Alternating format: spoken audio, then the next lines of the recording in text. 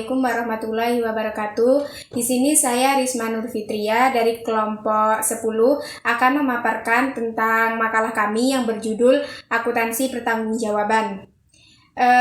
Saya di sini akan menjelaskan subbab yang pertama, yaitu definisi akuntansi pertanggungjawaban. Ada beberapa ahli yang mengatakan tentang akuntansi pertanggungjawaban ini. Salah satunya adalah yang saya ambil adalah Slamet Sugiri yang menyatakan bahwa akuntansi pertanggungjawaban merupakan penyusunan laporan-laporan prestasi yang dikaitkan kepada individu-individu atau anggota-anggota kelompok sebuah organisasi dengan suatu yang menekankan pada faktor-faktor yang dapat dikendalikan oleh individu atau anggaran kelompok tersebut. Jadi, dapat kita tarik kesimpulan bahwa akuntansi pertanggungjawaban merupakan suatu proses pengumpulan data, pencatatan, serta penyajian laporan atas transaksi ataupun keuangan yang terjadi dalam sebuah perusahaan atau lembaga. Yang kedua ada jenis-jenis pusat pertanggungjawaban. Pusat pertanggungjawaban dapat diartikan sebagai bagian atau unit organisasi yang dipimpin seorang manajer yang bertanggung jawab terhadap unit yang dipimpinnya. Atas dasar hubungan antara masukan dan keluaran pusat-pusat pertanggungjawaban dapat dikelompokkan menjadi 4, yaitu yang pertama ada pusat biaya, yang kedua pusat pendapatan, dan yang ketiga pusat laba, dan yang keempat pusat investasi. Baik, untuk subbab selanjutnya akan dijelaskan oleh teman saya. Itu saja yang dapat saya sampaikan. Kurang lebihnya mohon maaf. Wassalamualaikum warahmatullahi wabarakatuh.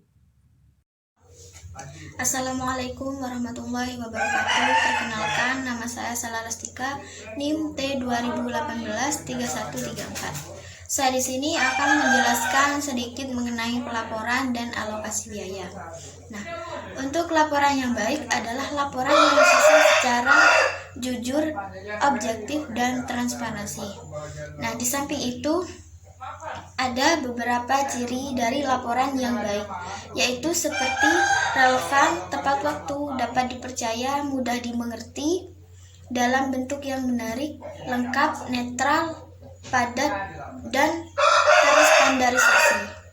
Nah, untuk alokasi itu sendiri, yaitu menurut Mursyidi menyatakan bahwa biaya adalah suatu pengorbanan yang dapat menguras kas atau harta lainnya untuk mencapai tujuan, baik yang dapat dibebankan pada saat ini maupun pada saat yang akan datang.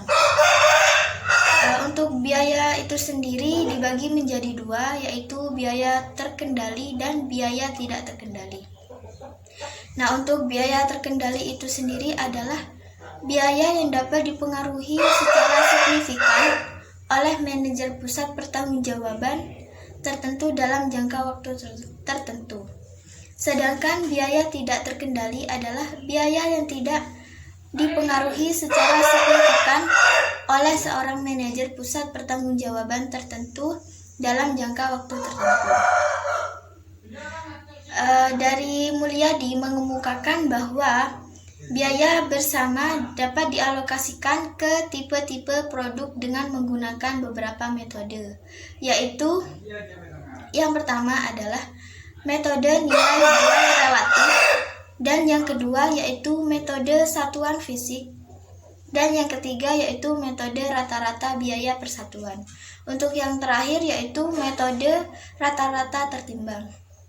Nah, mungkin itu saja yang bisa saya sampaikan. Apabila ada kesalahan, mohon maaf yang sebesar-besarnya. Wabillahi taufiq wal hidayah. Wassalamualaikum warahmatullahi wabarakatuh.